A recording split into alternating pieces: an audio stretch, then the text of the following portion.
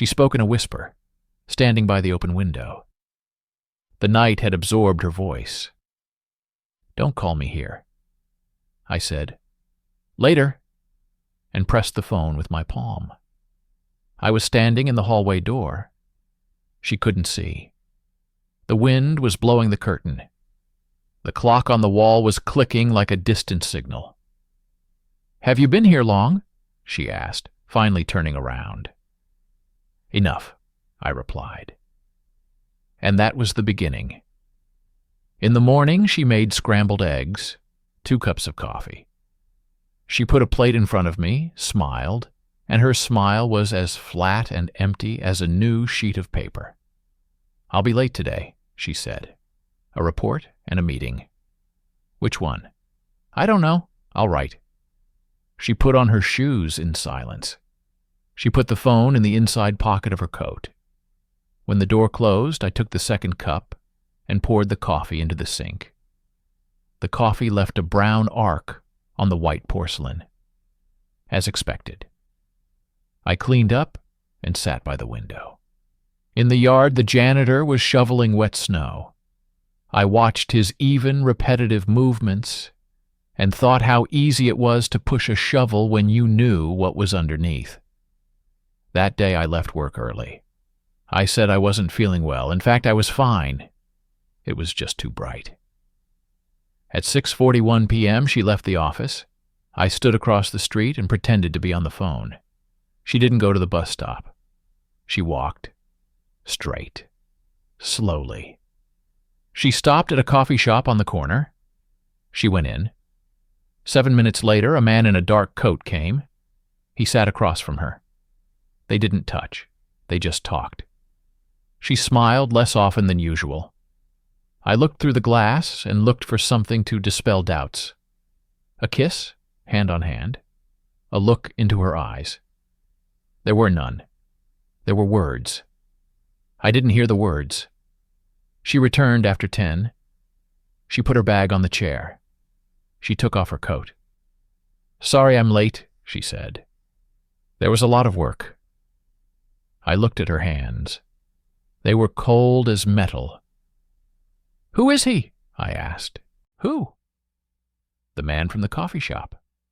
She wasn't scared. She just pursed her lips. "A client." "What kind of client comes at 9 o'clock in the evening without folders and a laptop?"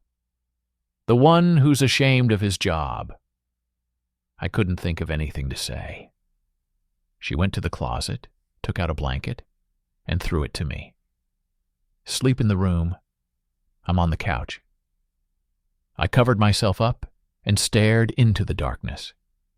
The ceiling was as low as a lid. I didn't want to fall in. I wanted to lie on the surface and not move. The next few days were the same, like a copy. She left. I watched. She came back. I asked. She answered briefly. I was silent for a long time. I noticed little things. A new scarf that we didn't buy together. Lipstick that smelled different. Later, and okay messages. No names, just bubbles in the messenger. I would put my phone on the table with the screen down. She would do the same. It was funny and scary.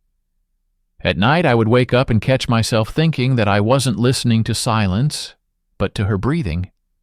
And each uneven breath seemed to me a sign that she was lying even in her sleep. I opened the search and typed, "How to understand that your wife is cheating." I was given 10 points. I read and ticked off in my head.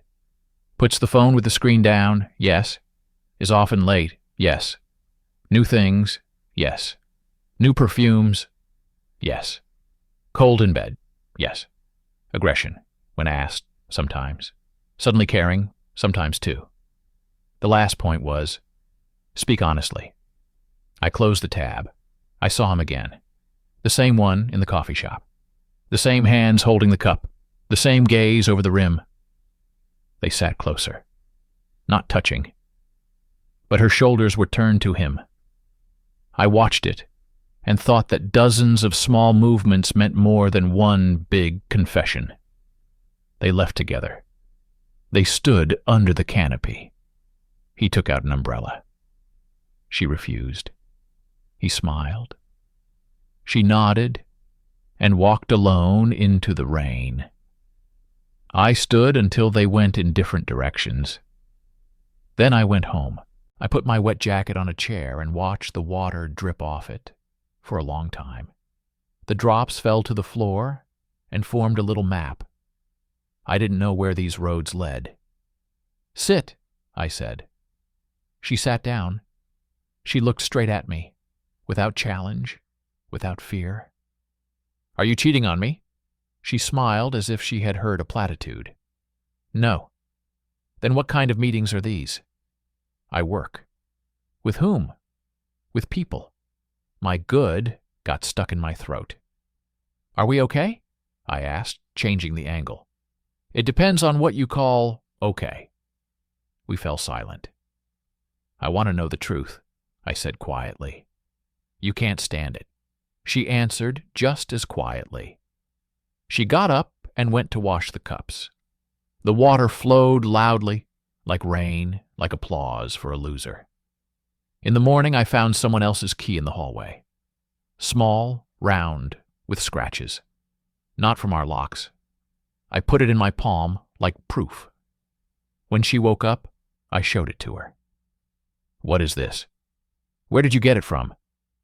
"Under the rug." She took it, looked at it, and put it in her robe pocket. "Mine." "From what?" "From the locker in the office." I didn't believe it, but I didn't ask any further, because I was afraid of hearing an answer that would confirm that I wasn't needed even as a judge. The wallpaper above our bed had peeled off. The edge was bent like a fingernail. I glued it back in the morning.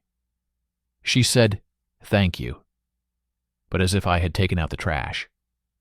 I thought, things break, and it's noticeable.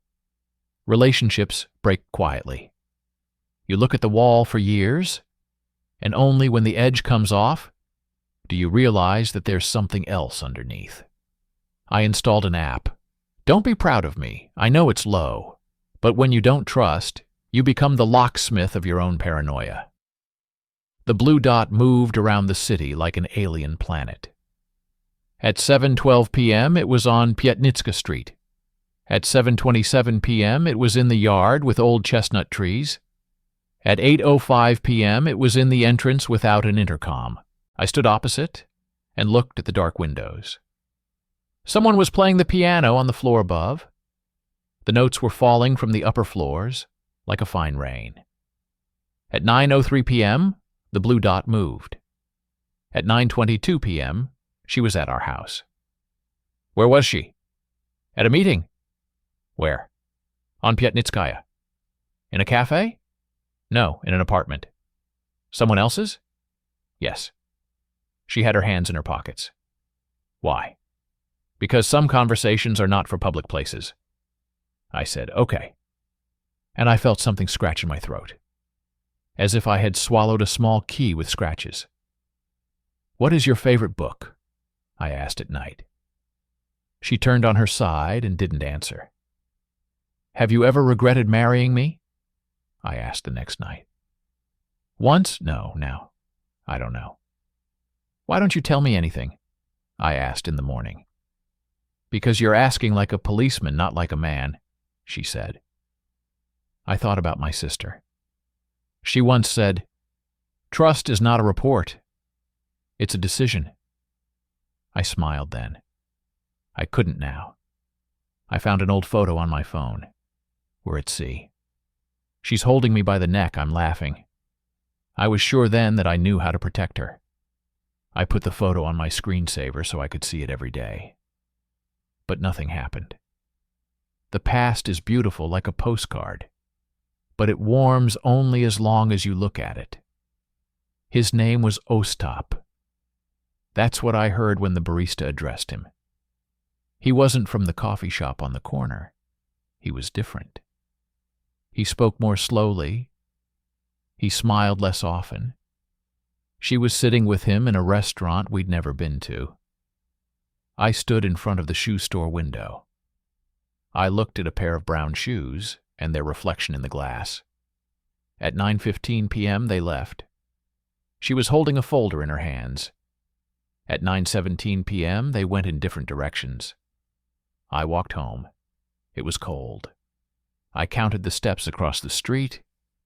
Every even step seemed superfluous. The blue dot stopped near the house with the dark green door. I went into the entrance. The elevator wasn't working. I went up the stairs to the 8th floor.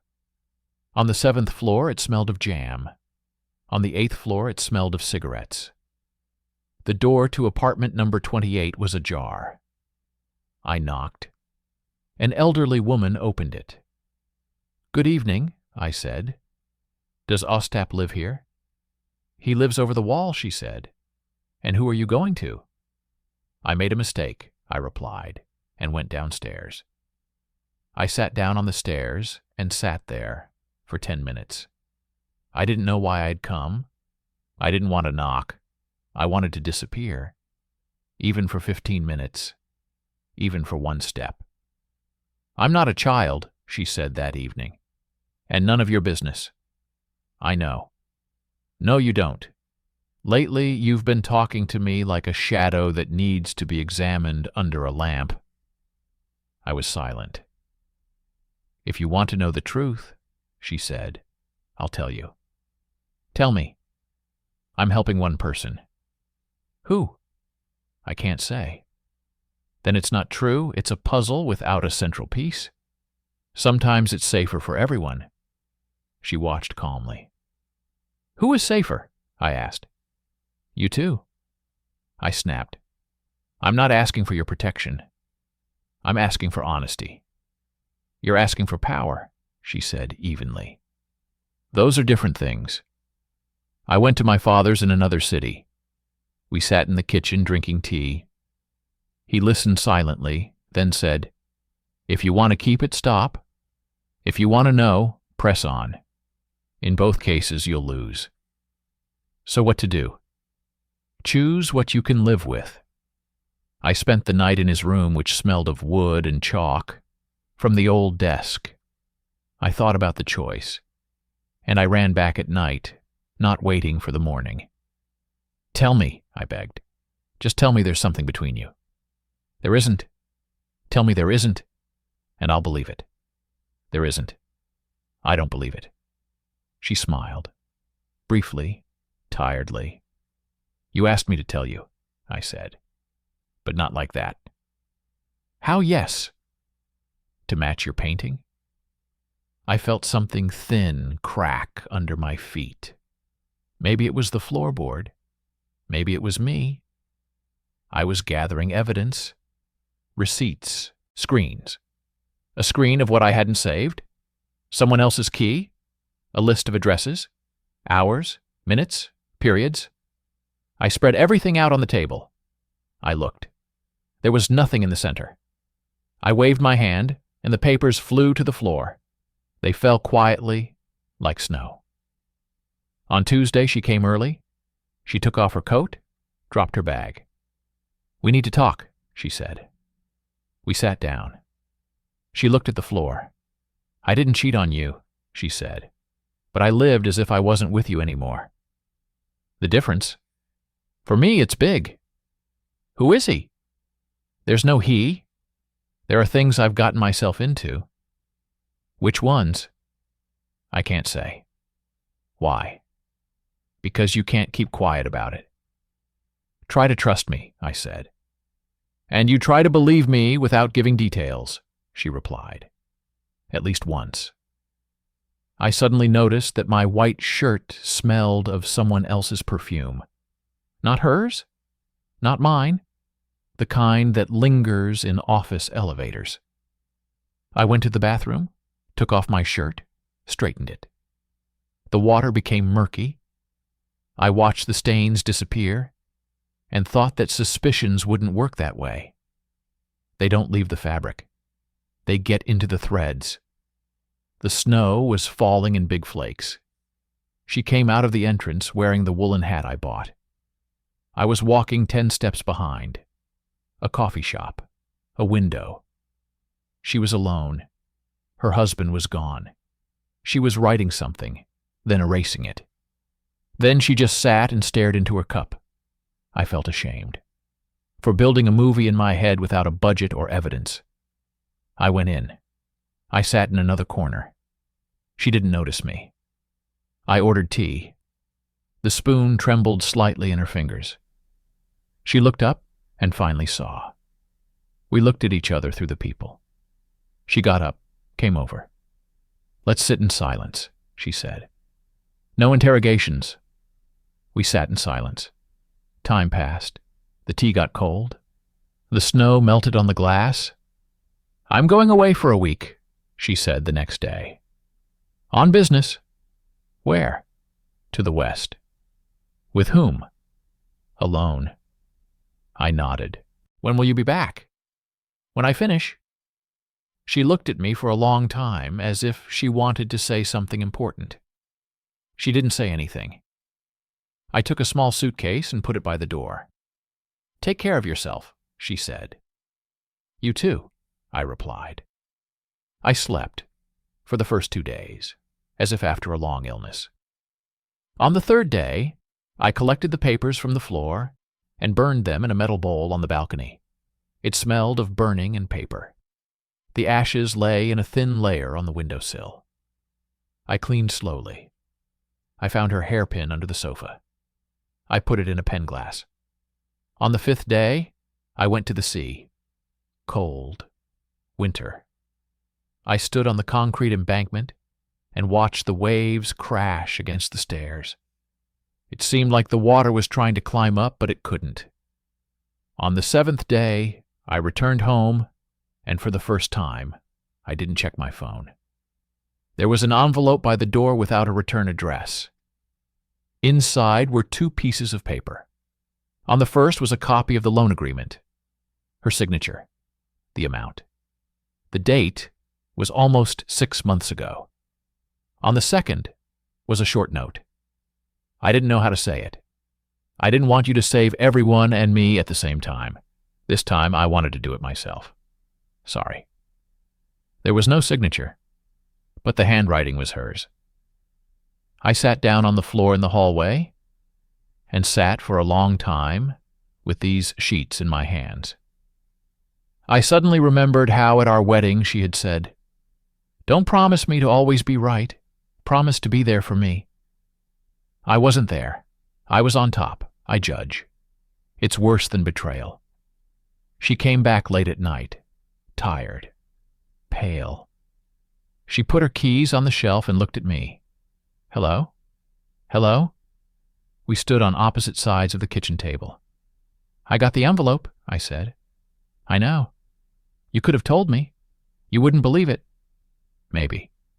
She sat down, leaning her elbows on the table. "I don't owe you a perfect story," she said, "and you don't owe me one either. I'm not asking for perfection. I'm asking for the truth. The truth is sometimes worse than your imagination." She took out another envelope. "Here's the number. If you call, you'll hear confirmation." "I don't want to call." "Then stop questioning me." We looked at each other. She tucked her hair behind her ear. I felt something soft shift inside, making room for air. We went to the market. We bought fish, greens, apples. She stopped for a long time at the counter with old books. She bought a novel she had read at university. At home, we ate fish and were silent. The silence was different, not deaf, quiet. She was engrossed in the recipe. She laughed when she oversalted it. At night, we slept next to each other, without touching. That was enough for me. Maybe not for her. I didn't ask. "I had a chance," she said a week later. "For what?" "To escape." I was silent. I could have lied. I could have turned it against you. Why didn't I? Tired. She looked away. I still don't know what's going on between us. All I know is that I don't want to be your defendant. I'm not a judge. You've learned to pretend well. Let's do it differently. I said. 6 months without questions, without checks. And if I disappear? So that's how it should be. She nodded. 6 months? Let's try. We lived like two adults who know how to cook porridge, do laundry, offer tea. We laughed, sometimes sincerely, sometimes to get the day out of the mud. She came back late. I didn't ask. I was late at work. She didn't ask. We went to the movies. I held her coat while she drank water. She took my hand in the dark hall. Then I let go. On weekends, we went out of town.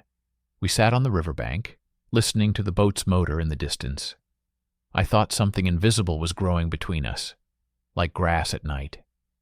Maybe it was grass. Maybe a wall. The phone rang at night. An unnamed number. Yes, I said. Excuse me, I'm looking for Maria, a female voice. She's not here. Who's talking? The connection was lost. I hung up the phone and lay there with my eyes open for a long time. Then I got up and went to the kitchen. There was the same envelope with the number on it on the table. I could have called and heard everything. I didn't call. In the fall, we had a fight over something stupid. Trash. She asked me to take it out, but I forgot. She said, "It seems to me that you don't do simple things on purpose, but you come up with complicated ones." I said, "It seems to me that you do simple things on purpose, so as not to talk about complicated ones." We were silent for 3 days. Then she brought coffee to bed. I said, "Thank you." That was our truce. She was meeting the man from the coffee shop again. I knew because I happened to see them from the bus window. They were standing at the bus stop and not talking. They were just standing, like two people who had already said everything. In the evening, she came home with apples and said, "Let's bake a charlotte." We peeled the apples in silence. The knife tapped on the board like a metronome. "Do you love me?" I asked. She put down the knife, wiped her hands on the towel. "There are no simple answers," she said. "There are yes and no. There are I'm trying." I nodded. She smiled out of the corner of her mouth. "And you?" "I'm afraid to lie again." "About what?" "About everything being under control. We made duplicate keys and swapped key rings. Hers was blue, mine was green."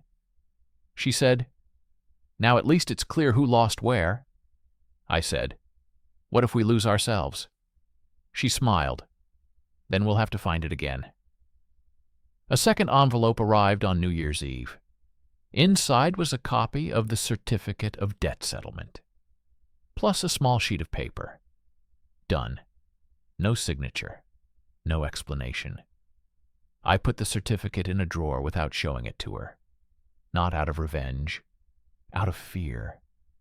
I was afraid that everything would start again. Suspicions, questions, other people's addresses.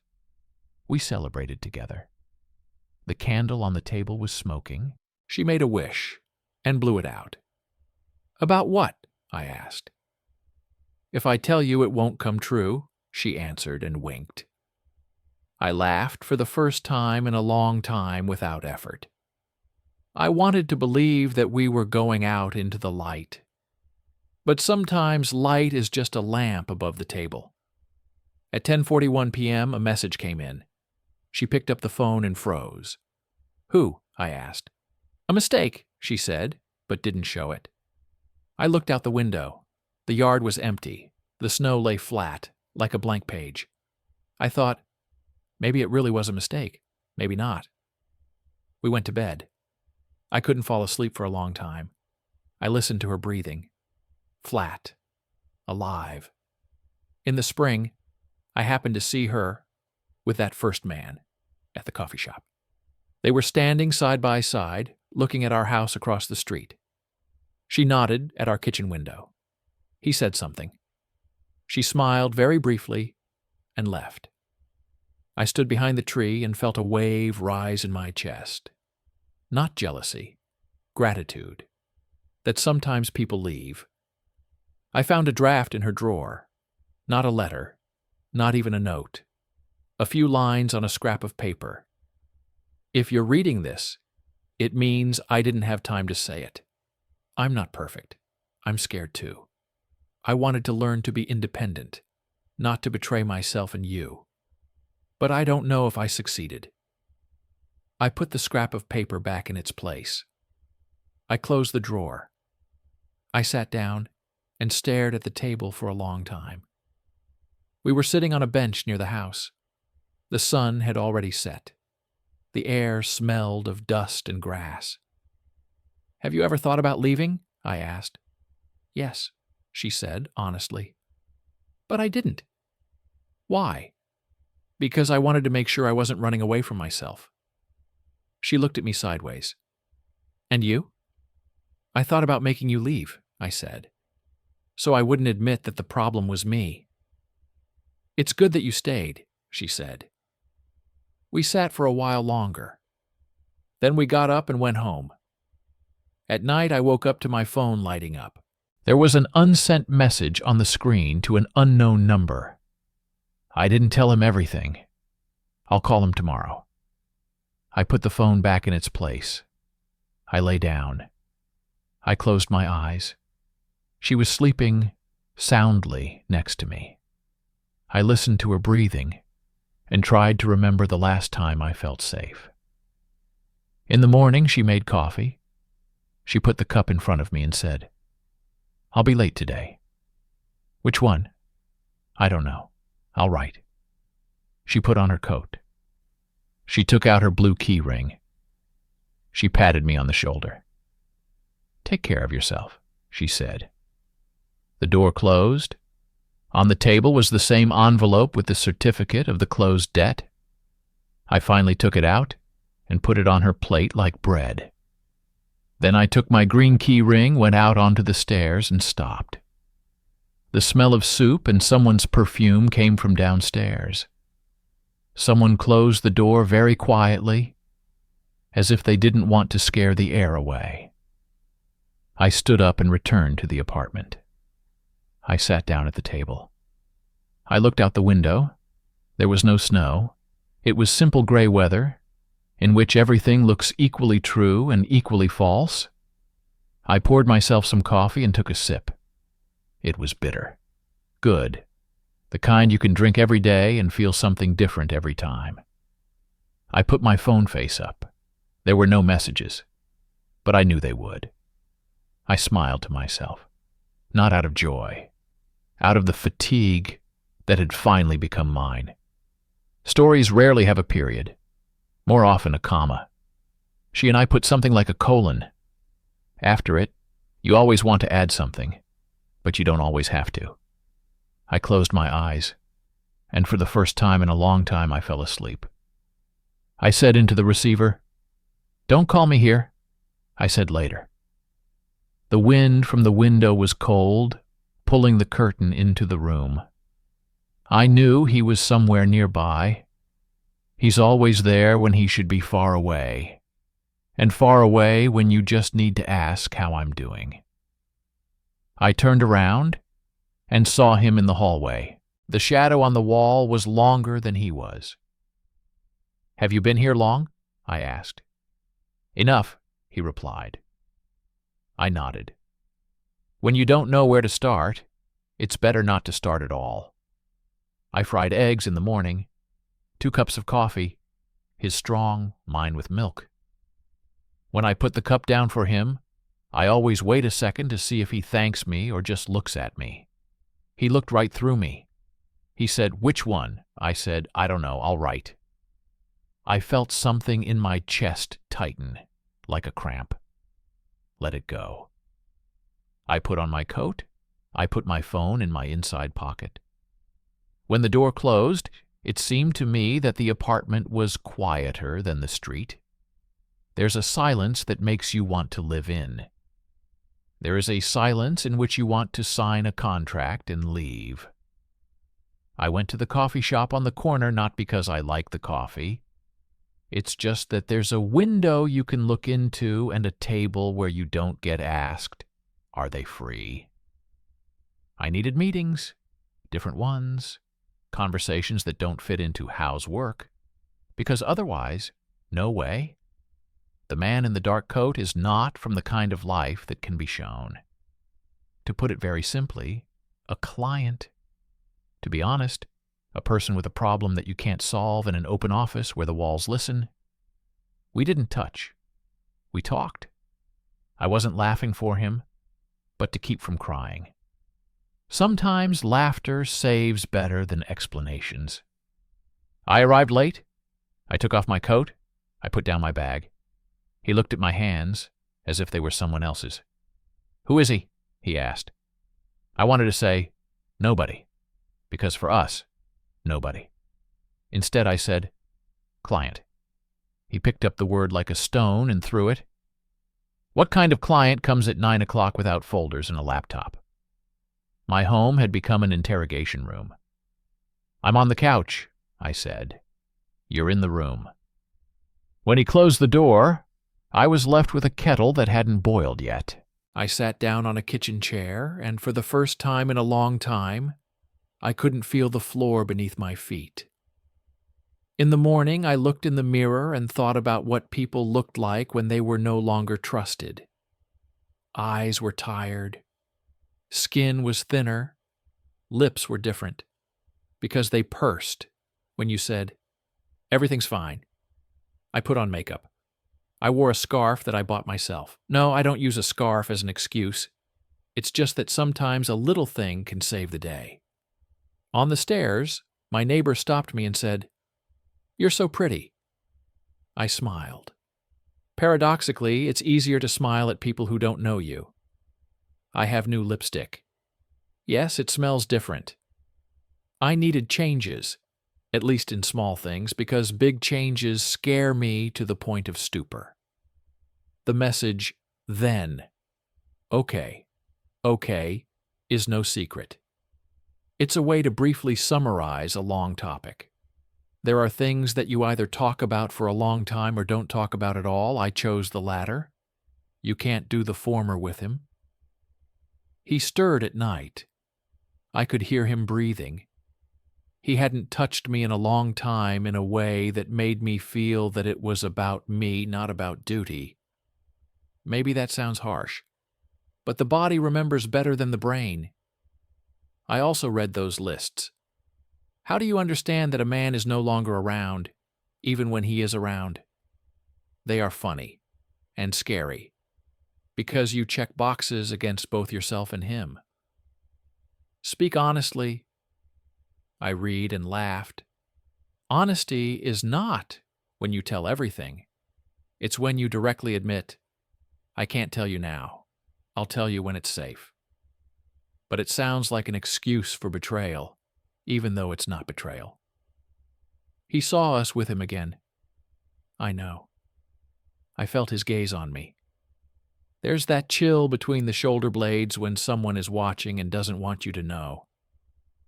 We went out into the rain. He gave me an umbrella. I refused. I don't like being covered up. If I can handle it myself. I went alone.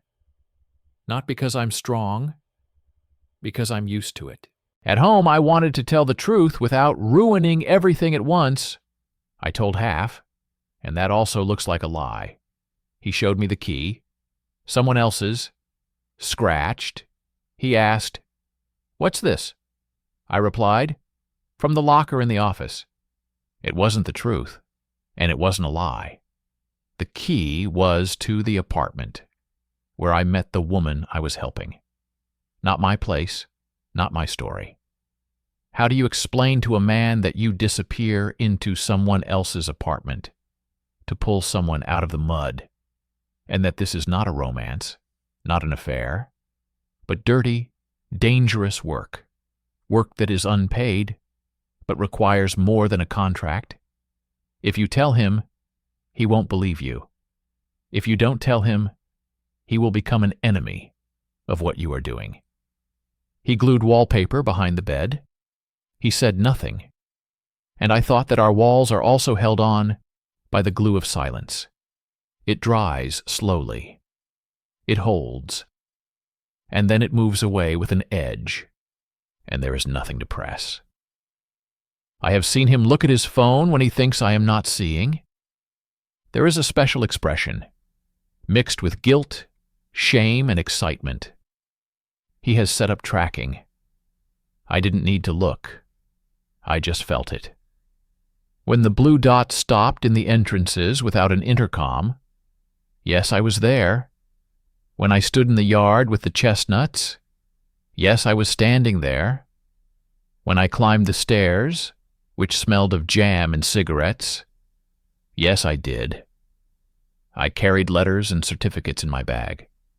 I didn't show them to him, not out of contempt, out of fear of destroying his idea of me. The paradox. When you want to protect, you become dangerous. I helped a woman who was being beaten. I helped a guy who was in debt. I taught a girl to say no to a boss who had forgotten what boundaries were. Yes, there was that Ostap. He knew how to listen. It seems suspicious now. Nowadays, listening is a strange intimacy. I didn't want to fall there, and I didn't. I stood on the edge, looked down, and turned back. You can't tell him that. Not because you don't want to, because you know he'll draw a different conclusion from there. "Are you cheating on me?" he asked. "No," I answered. I knew how it echoed in his head. He says no, so it must be yes. Truth doesn't work where fear has already settled. Then what kind of meetings are these? I work. With whom? With people. I see him gritting his teeth. I hear him clenching his fists under the table. It's not about control. It's about him being scared. But fear on his part is like aggression. And I'm learning to keep quiet, so as not to throw firewood. The snow was falling in big flakes. I was sitting alone. I wrote. I erased. I wrote. I erased. When he came in and sat in the corner, I knew he was here. I came over. Let's sit in silence. It was our best evening in months. No questions, no answers. We could just breathe. When we're silent together, we're still us. When we talk, we become two lawyers on different sides of an empty table. I said I'd go to the case. I took a small suitcase, the most comfortable shoes, and a blue keychain.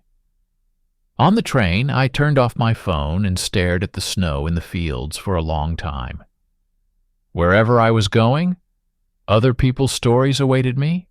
Bad, ragged, the ones that no one wants to share. I'm not a hero. I do what I can, sometimes very crookedly, and I know that they pay for it with silence at home. I sent him an envelope without a return address. Inside was a copy of the loan and my short, "Sorry." I didn't sign it. If he wanted to, he would recognize the handwriting.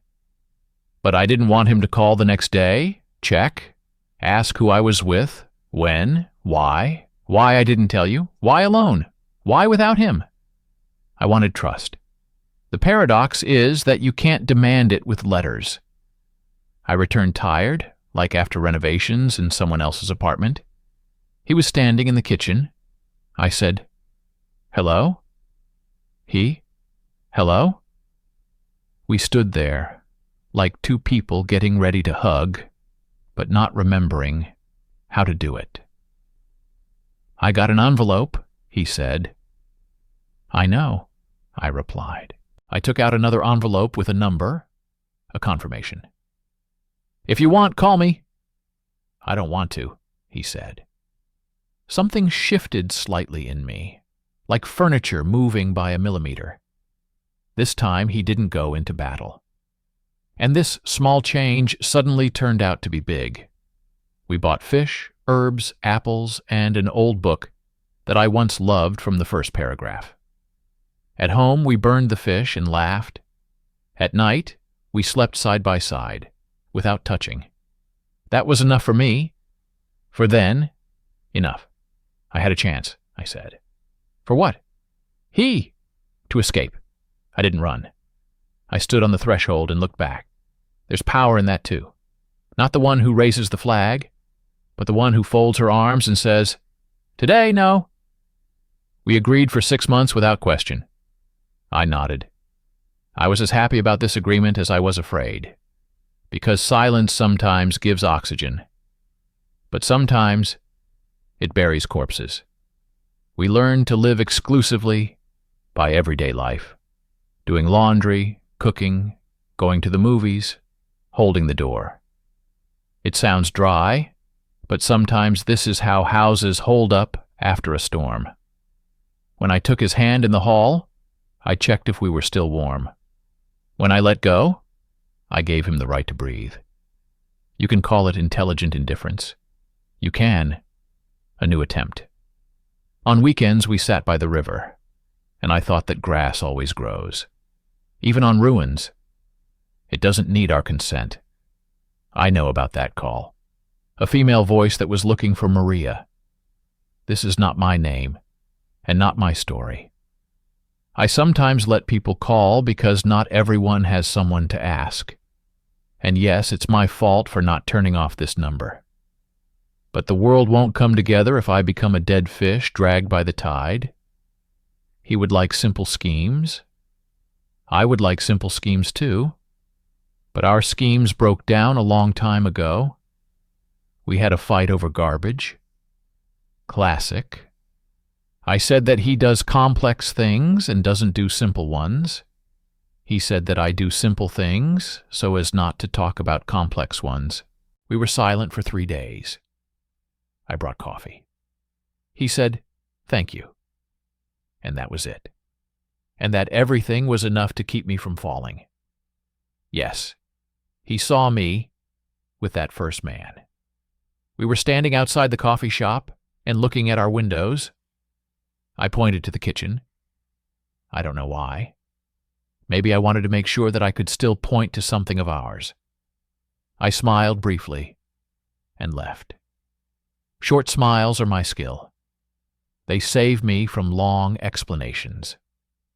He found a scrap of paper in my drawer. I wrote it late at night and didn't throw it away. If you're reading this, it means I didn't have time to say it. It's not a threat. It's a way to not go crazy from the unsaid. I wanted to learn not to betray myself when I save others, and not to betray him when I save myself. I didn't always succeed, and I know it. We were sitting on a bench. I said I was thinking of leaving. He was thinking of making me leave. Honesty sometimes doesn't heal. It takes off the bandage, and you can see what's under it. "It's good that you stayed," I said. That was also true. The message came late. "Urgent. There's traffic. Tomorrow?" I picked up the phone and froze. "Who?" "Him." "A mistake." "Me." I didn't show it, because I knew there wasn't anything he could live without tearing up. And so I chose silence again. I'm not proud of this choice, but I don't deny it either. I fell asleep, soundly at night, without dreams. Even breathing is my new prayer. In the spring, I stood outside the coffee shop with that man for the last time. We looked at our house. I said, "I can't anymore." He nodded. Sometimes the best people are the ones who can't hold on. I left. When I crossed the street, I felt light, like after a long backpack. It didn't mean I was free. It meant I was going with what I could carry. I sent a certificate of closed debt. A short done. I knew he would put it in a drawer. Maybe he wouldn't show me. Maybe he would show me. It wasn't as important as it used to be. The candle was smoking. I blew it out and made a wish. I won't say what it was. Not because I was superstitious. Because it was finally my wish. Not a wish for two, where you always have to divide it in half and pretend that it's enough. I saw him laugh. I used to live off that expression. Now I knew. Laughter is just a sound. that holds up the ceiling. Do you love me? He. There are no simple answers. There are yes and no. There is, I'm trying. It sounded like weakness. In fact, like the truth. Sometimes love isn't a yes. It's when you sign again every day. And yes, sometimes with a pencil. We swapped keychains. I like the blue one. He likes the green one. It's simple. And in this simplicity, there was finally no double bottom. If we lose it, we'll look for it. And if we lose ourselves, we'll look for it too. We didn't swear. We just said it. That's better. I wrote a draft. I didn't tell him everything. I'll call him tomorrow. I hung up the phone and fell asleep. I didn't send it. Did I have it? I don't know. There are things that don't fit into everything is fine with us. There are things that don't fit into everything is bad for us. There is life between these two. And I'm right there. In the morning, I made coffee. I put a cup in front of him. I said, I'll be late today. He, which one? Me. I don't know. I'll write. I patted his shoulder. This gesture is a small bridge.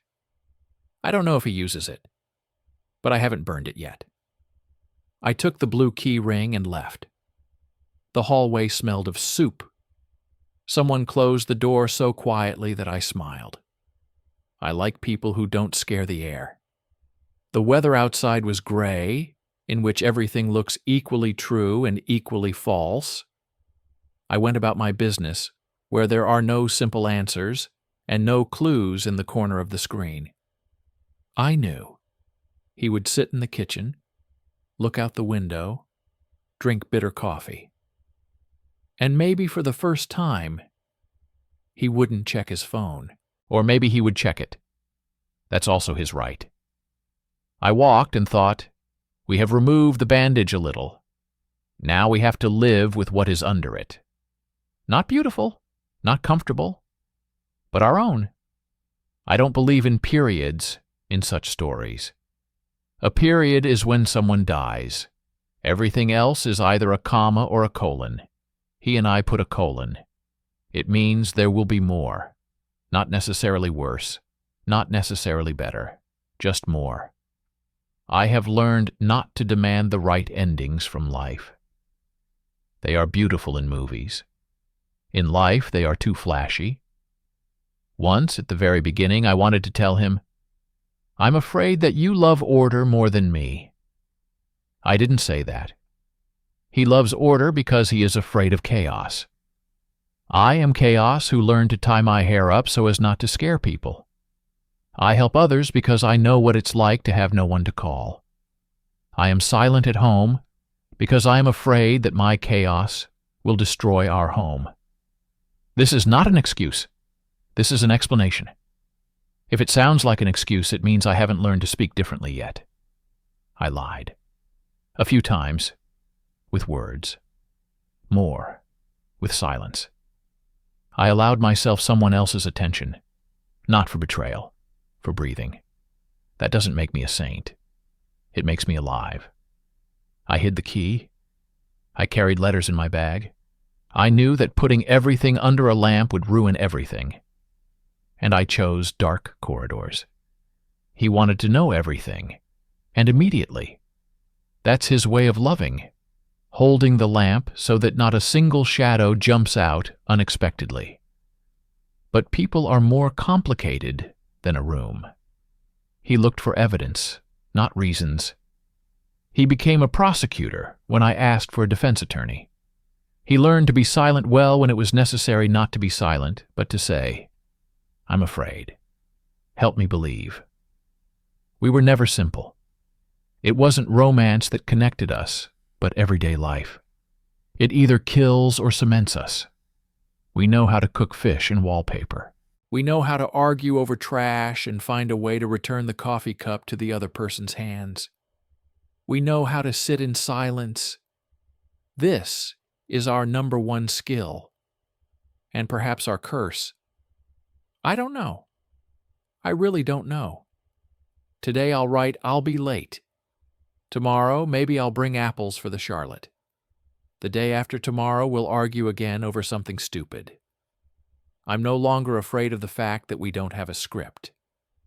I'm afraid of the other person, that we'll once again choose silence where we need to say something crooked but true. I'm learning. He's learning too. That's our plan. Evening, I come home. I put my keys on the shelf. I smell coffee. He's sitting in the kitchen, his phone screen up. He smiles to himself, tiredly, in our way. How's your day? He asks. Different, I say. And yours? Too, he replies. We sit down. I want to touch his hand. I touch. He doesn't pull away. This isn't a happy ending. This is a scene that could lead anywhere. I know one thing. We're both here now. And it's more than it was yesterday. I take out my phone. I look at the unsent draft. I didn't tell him everything.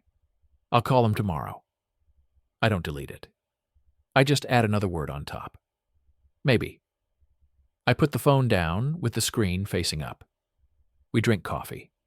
The weather outside is gray, and it's not scary anymore. After New Year's, I put down the Christmas tree earlier than usual. I didn't want to see the shine where it's still dull. He was sitting in the kitchen, sorting through a drawer of tea bags, black, green, chamomile. Throw away the expired ones? He asked. Leave them for now, she replied. You'll need them later.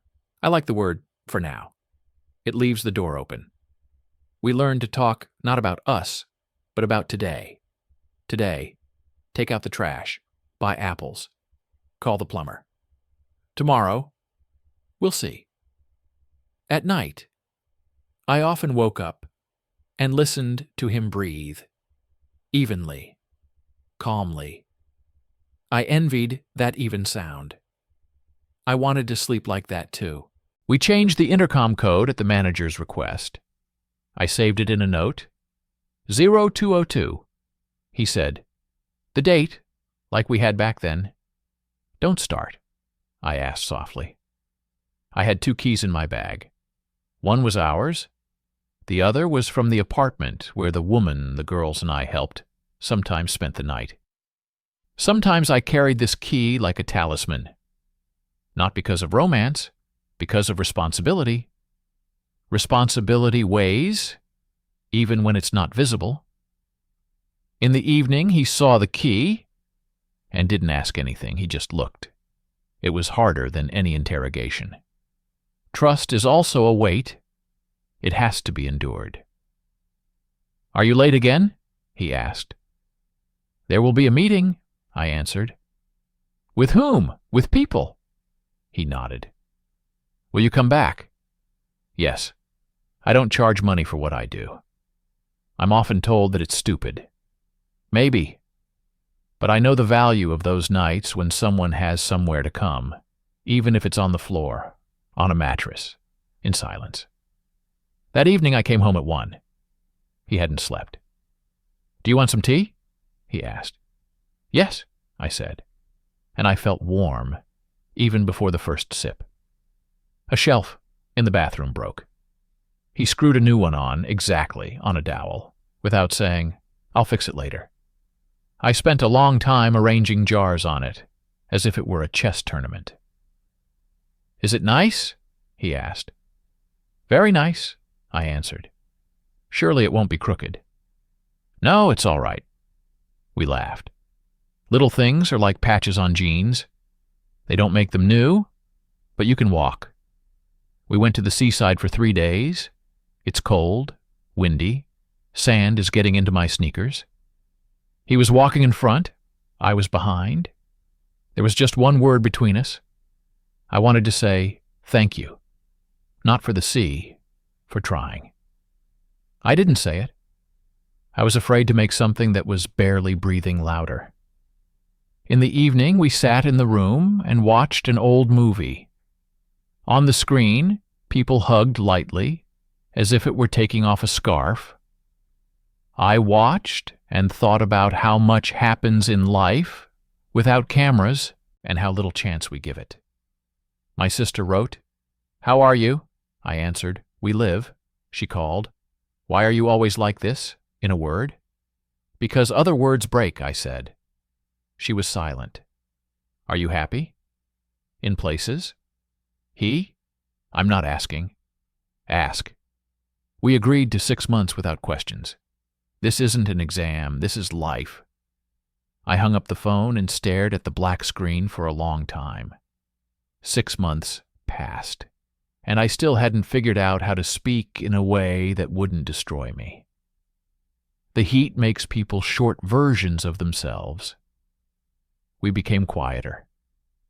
He worked late. I came back with a suitcase of documents and a bottle of water. At night, I did laundry so I could sleep on fresh sheets. The smell of laundry detergent was more soothing than valerian. One night, he woke up and said, "Are you here?" "Yes," I answered from the kitchen. "Okay," he said and fell asleep. It was better than "I love you." Because love sometimes sounds like a password that someone forgot to change. I was sorting through old photos, the sea, trips, the kitchen, where we laughed at bad pancakes. Some don't have me in them. Others don't have him. We often took pictures of things without people. Cups, books, walls. Why is that? I asked myself. I didn't know. In the evening, I showed him a photo of an old park bench. "Do you remember?" "Yes," he smiled. "We were silent there for 3 hours." "Our best conversation," I said. We both laughed. Work meetings began, full buses, loud entrances. I was once again bringing home the silence that had accumulated from other people's stories. I was told not to become a sponge. But that's exactly what I am. He learned to accept my fatigue without editing. He served me tea, pulled out my chair, didn't ask what happened. I was more grateful than I said. One evening he said, "If you ever want to, tell me. If I ever want to, will you stand it?" "I'll try." We agreed.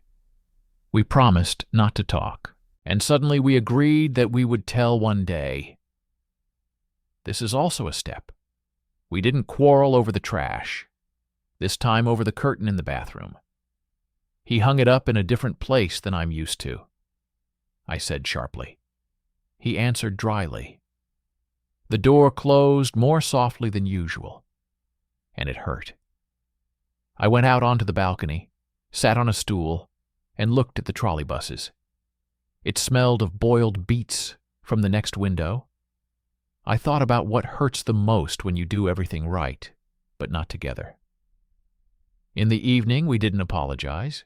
We just moved the curtain and went to bed. And that was our sorry.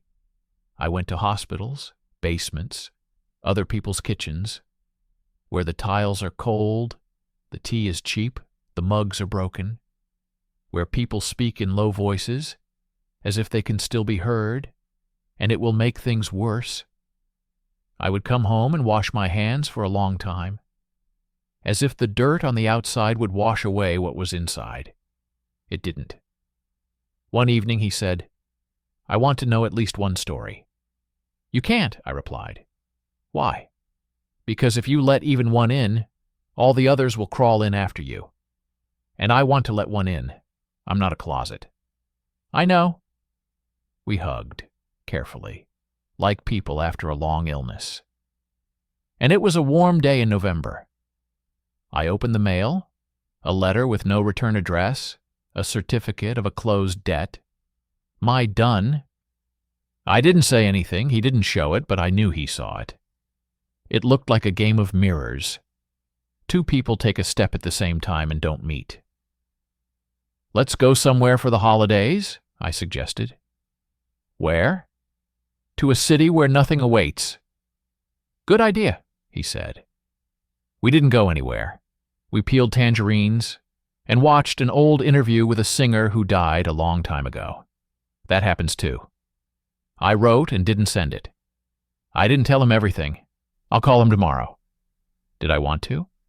Yes. To whom? To someone who helped with other people's documents, with other people's lives. There were a few more knots there. I wanted to finally untie them. In the morning I added maybe. That's more honest than I promise. He put coffee in front of me. Bitter? He asked. Normal, I replied. That's exactly what it should be today. Ostap wrote, "How are you?" I typed, "We have a colon. I study after." I erased it. I sent, "Normal." He replied, "Okay," and nothing more. Sometimes the best listener is the one who doesn't drag words out of you with pliers. Sometimes the most dangerous is the same one. I chose not to answer anymore. I became a different voice on the phone for several people. Can you come? Yes. When? Now. At home, I keep quiet and arrange the spoons by size. I'm learning to put the small things in order when the big things are shaky. He noticed. You've become neater. Yes. This is my way of not falling apart. We smiled. There was no triumph in that smile. It was, let's live. I found a white shirt in the box that he once loved. I washed it, ironed it. I put it on a chair. Will you wear it again? I asked. I don't know, he said. It's from the past. Things from the past sometimes fit the present. Sometimes, yes, he agreed and hung it in the closet. We didn't insist. We learned to live with sometimes. I bought a flower pot with thick leaves that hold water. I put it on the windowsill. I watered it once a week. I said, "Live?" He laughed. "You're talking to plants." "Because they don't ask for evidence," she replied. We both knew it was about us, but we pretended it was about the flower pot. Sometimes they called me at night to ask me to come. I left. I came back in the morning. He didn't ask. He just left the small light in the hallway on. I quietly took off my shoes. I put my keys in. I went into the bedroom. He rolled over on his other side and moved the blanket so that I had enough space too. And that was, I'm here, said without a sound. I wrote a letter that I didn't send to anyone. I was scared when he became an investigator. I was ashamed when I dragged plots from other people's apartments into my head. I felt warm when he silently put the tea on. I did a lot of things wrong, but every time I held someone else's key, I knew someday I would give it back. I don't want to keep anything that belongs to someone else longer than necessary. I put the letter in an envelope and signed it. When I think of it, I put it in the closet between the towels. Let it lie there for now. He put our old photo from the sea as the screensaver. I saw it out of the corner of my eye. It hurt and felt good at the same time. That's what happens when you feel that you're not just the current version of yourself. A nice photo, I said. Yes, I replied. It was simple then. It was different then, I corrected. He nodded and didn't put the photo away. Imagine that in a year, we'll read this day of ours like a page, I told him. What will it be there? Little things? Tea? A curtain? A flower pot? Tangerines? Trolley buses. And what does that give you? The understanding that a day is life, not big scenes, not finales. He smiled. Have you always said that? No, I used to either keep quiet or shout. I like your middle. Me too. My draft is still on my phone. I didn't tell him everything. I'll call him tomorrow. Sometimes I open it and read it, as if checking, am I still there or already here? Once I added the word today, then I erased it. Let it be tomorrow, and let that tomorrow not come if the price is too high. One evening he said, I'm afraid. What? That I'll become an investigator again without noticing. I replied. I'm afraid that I'll become a shadow that does everything on its own again. We were silent, each holding our own fear like a glass of hot water. Then we put both glasses on the table. It was our small victory. Ostap sent, "Can you come in? We need to talk." I deleted it. Without anger. I just felt how much lighter it became inside when I didn't take a step back. In the evening I baked a Charlotte and wrote to my sister, "Come tomorrow." She came. We laughed at the children's photos. He joined in. And for the first time in a long time, the three of us were human, not like at the negotiations. Winter is coming again. I iron the curtains. He washes the windows. We are not perfect, and do not even look like a couple who make postcards. We are a working version of life. In the evenings, I put 2 cups on the table. "Bitter?" he asks. "Today, yes," I say. He laughs. It's good that there is no sugar, because it's enough as it is. We sit in silence, evenly, calmly. I think about the fact that the colon is a convenient sign. After it, you can continue or you can close the book and leave. We continue for now. I take out my phone. The draft is still there. I add a new word. Probably. I didn't tell him everything. I'll call him tomorrow. Probably. I put the phone down with the screen facing up. He puts his cup next to me. Our cups touch their edges, like 2 shores that are not hit by a storm today. It's gray outside the window. And I don't need it to be bright anymore. I need it to be true, as much as I can. We finish our coffee. I cover the flower pot with newspaper for the night, because the window is a little cold. He checks to see if the window is ringing. The world hasn't improved. We haven't either. But we're here. And that's enough to put another colon. And to live on, as it turns out.